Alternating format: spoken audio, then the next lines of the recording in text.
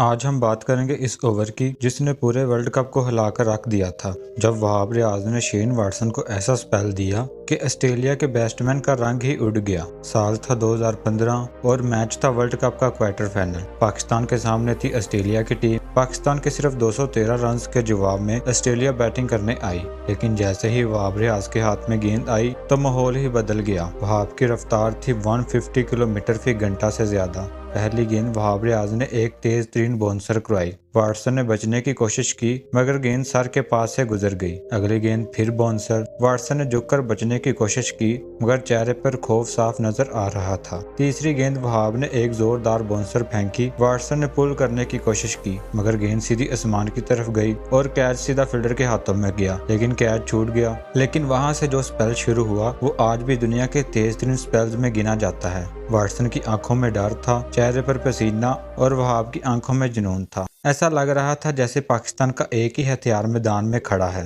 Shane Watson जैसे batsman की सांसें अटक गईं और वहाब ने हर गेंद से ऑस्ट्रेलिया को हिलाकर रख दिया। अगरचे पाकिस्तान वो मैच ना जीत सका, लेकिन वहाब रियाज का वो स्पेल आज भी दुनिया के सबसे खतरनाक स्पेल्स में शुमार होता है। इस दिन वहाब ने सिर्फ ऑस्ट्रेलिया को नहीं बल्कि पूरी दुनिया को बता दिया कि पाकिस्तान को क्यों फास्ट बॉलर्स की जमीन कहा जाता है।